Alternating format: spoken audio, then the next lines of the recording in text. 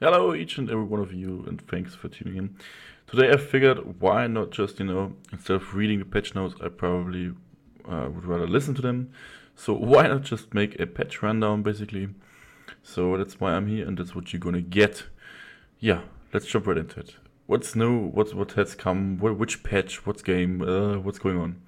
Yeah, basically it's Dauntless giving us the patch 0.2.6 with a dramatic update on several weapons, on behemoth behavior, on battlefronts, on movements, on weapons, on whatsoever, and everything else we might want to have in the game. Yeah, but let's start on it right off the top. We first of all got basically four new Chainblade skins from Embermane, Shrike, Drask, and the ones from Screeve got actually resized.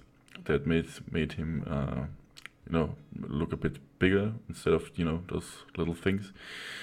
Yeah, the other one will be the Borrowed Axe, Borrowed Hammer, and the so matching Quillshot armor set, which got no skin at all before. Now it actually looks pretty sick. But the main threat is that the hammer and chainblade users are now also having a new dodge attack, which got implemented a patch ago with chainblades, but now the hammer got something as well, which is just another step for, as they say, an update of the improved current combat system. In my opinion, pretty dang, getting new moves, getting new combinations going, pretty solid. And as well, the hammer got some got some combos going on for his shooting mechanism, for his rounds, as you want to say.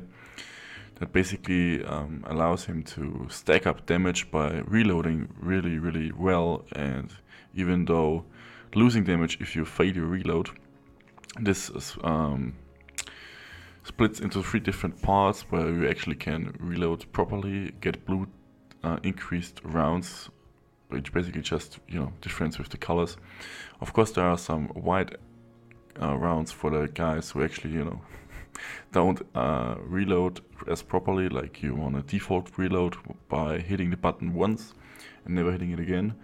The third option is, of course, you fail your ammo reload and you will get red rounds, meaning that the damage you can output will decrease by far, like not even a quarter of the beginner damage. The other thing is that the hammer special combo with the final blast got fixed, meaning before there were the problems, the issues with having 2 rounds left and pulling a full combo and getting actually the full damage out of all four, like shooting 4 rounds. This got now fixed to where it should be, like for example, you only got 2 rounds, of course will only deal the damage of having 2 rounds. That sets us next to some elemental fixes because of sounds with the so beloved sword, which got fixed by the Jarok, Helion and Stormclaw sword, and the overall tweak sounds by swords, and of course the whooshes, as they call it in here.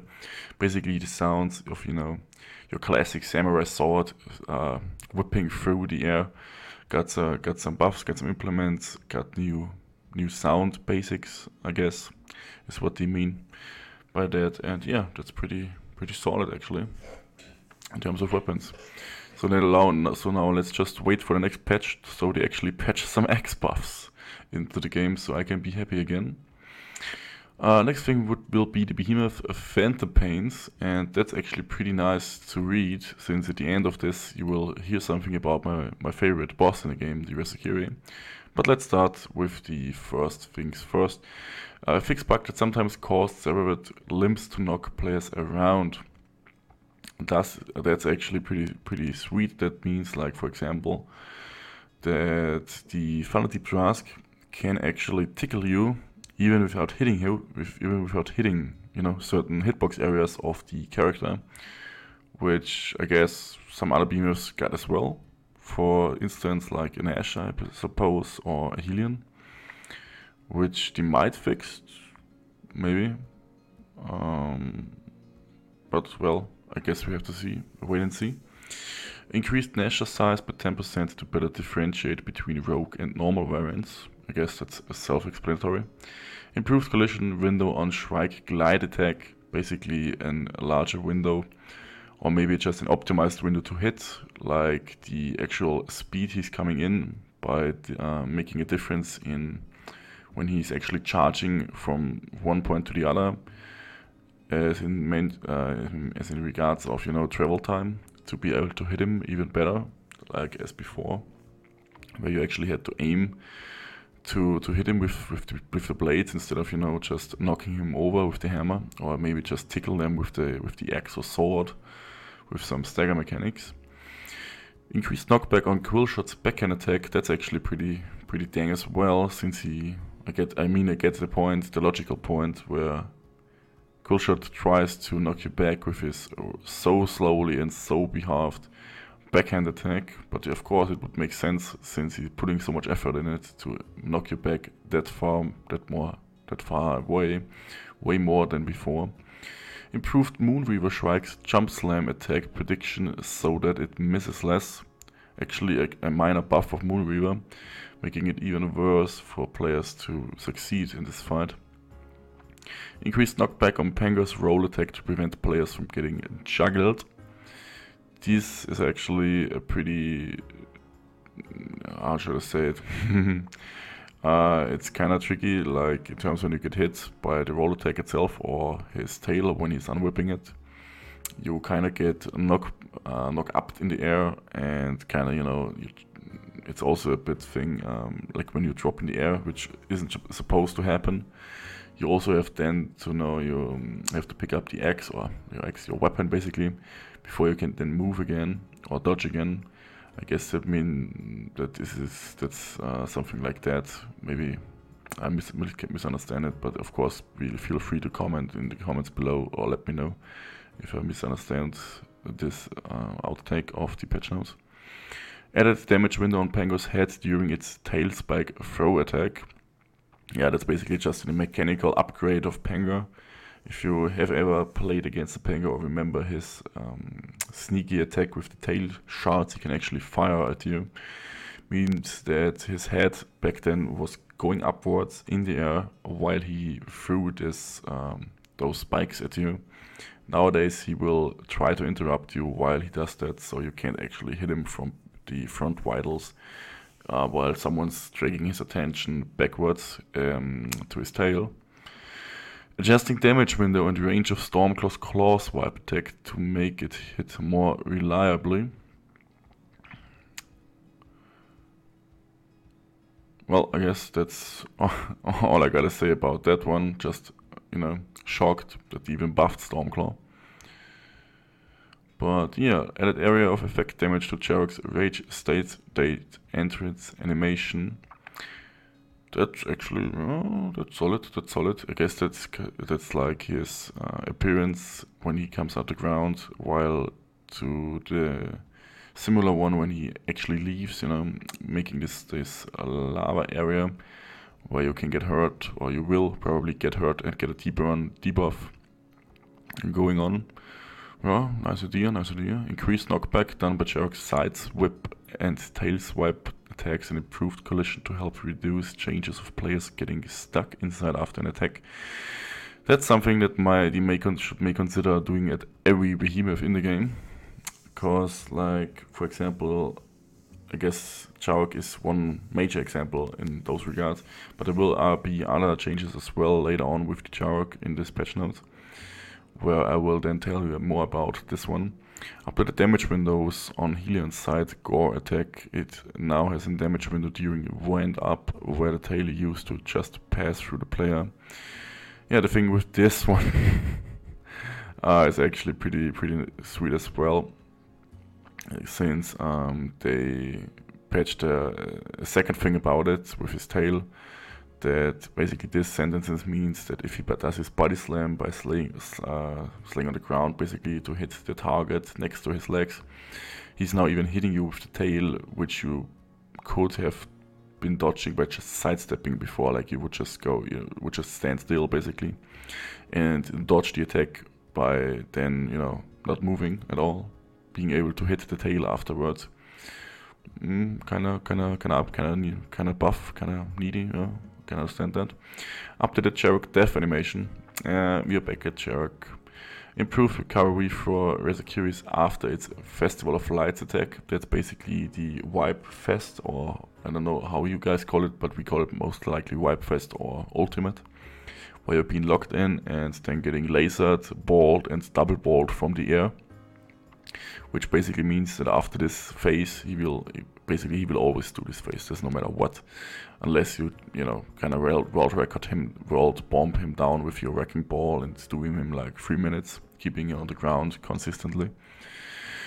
That basically means he got some more recovery phases where you actually can try to hit him really hard, and pretty much in the face or whatever part you might want to focus. All Rezakiris moves and attacks now have vocalizations and audio, which makes him kinda, they finally made him to a behemoth, not just a flying bug with no sounds at all. Fix the bug that caused Drask to target players when they were out of sight, and that's where it gets tricky, because then I have to read the both other ones too. Fix the bug where it looked like Drask attacks fired over players' heads. Fix the bug where Drask's flee effects face the wrong direction. So basically, if you ever had problems with the aimbotting of Drasks, now you're kind of fucked. Because now those aimbot tries won't even miss a bit. Not a single one. And we finally at the quality of life, open palm, closed fist. Hashtag, close Peter. Fix the bug where players could sometimes be damaged by friendly fire after being revived. And that's no joke. That was actually a thing.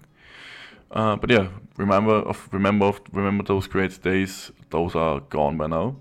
Friends can now be added by the name through the friend screen. Whispering your friends from this screen will now properly enter whisper chat mode. Well, I guess that's a good change. Fix the bug where tier 6, Jarok of course, grieves regard an unobtainable item like a smoke shard. It has been replaced with an achievable ingredient, flame shard. There we go. Core rarity is now revealed by a fancy visual effect when the core is opened. I guess even more candy for you guys. Inventory is now sorted alphabetically. This makes it much easier for players to find items in their inventory or loadout. And that's actually true, since it will be alphabetically all the time. In your inventory, at the armory, at the weaponsmith, wherever you might be placed in, as well as the lantern crafter or your Evo master. Further improved the end of hunt screen and processes will better frame both slayers and behemoths while showing off accolades. I'm just semi-English and no native English, but this sentence sounds wrong. Okay, but yeah, let's put it in perspective. I personally hate the intro and the outro of the hunt, so why not just keep it away or keep it out of the game, or make the opinion, the option to let it not go through. Basically just, tickle off the intro and outro at all, so you don't have to go through those painful minutes over and over again. As well as improved VFX to area of effect attacks to better reflect damage volume. That's an interesting one. Never heard of that. Updated weapon special attacks to now allow them to potentially break parts, and that's where it gets interesting. Fix the bug that caused players to get stuck on rocks near the edge of the map. Both those last things, man. Those are golden. Golden, guys, golden. But the only main issue with the last sentence is updated weapon special attacks. That's kind of neat, since, I get the point with, for example, an X player. I'm an X main. I get the point where I can actually ulti and break some parts. But seeing a Chainblade player, just dodge with his special attack and doing the same effect, applying the same potential of break to the behemoth as I just did with my ultimate, with my Q, it's kinda making my head scrub. But yeah, I guess we will see today in the new game. And the last but not least, etc. Dice will now be copied over when upgrading armor. Players will no longer lose their die configuration when upgrading an armor item to the next tier. And that's actually pretty big, reminding me of my time in progress in this game, where you actually, you upgraded the part, just went back on the hunt with some group members, and then you had this lazy look on with some parts original, some parts you dyed in your favorite colors, and you just looked stupid. Now we don't. Added an updated quest compilation text for various quests. That's new. I guess they want to implement the story even more, or make it at least look like cool. New seagull model, Scraw. Ah, that's a good idea. If you ever have noticed, there's actually a seagull, one single seagull going around the armor smith and the weaponsmith. if you time it right, you may see him fly through the smog. That's actually pretty cool that you upgraded it. Improved player modesty by adding underwear. Man, I'm never gonna spawn naked again? What do you mean? Added a new water effect that now ripples when splashing. That's nice. Didn't know we could splash water. Nice one, Phoenix Labs, nice one. Keep on the good work. Fixed the bug that sometimes prevented emotes or banner plans for playing after shooting a weapon. Yeah, I guess we could need that to spam after the boss kills. Fix the bug when Isaga cores displayed Shrike decals. Yeah, I see the problem. Fix the bug that caused the smoke in the city to magnetize towards the player. Yeah, that one was pretty nice. Fix the bug where the Gnash tier 5 and 4 armors incorrectly appeared in the armor smith. Yeah, I guess we all know that. Fix the bug that allowed players to emote while attacking or when staggered. Oh, okay, yeah, I see. Okay, so I can't emote while getting staggered by Emberman or what? What do you want to tell me? Yeah, well, guys, and the almost last thing for today is the minor miscellaneous collision improvements and bug fixes for Ramsgate, meaning that you might can't dance on the goat anymore, or you might can't climb some walls. For the next few weeks until we find some new walls to climb on.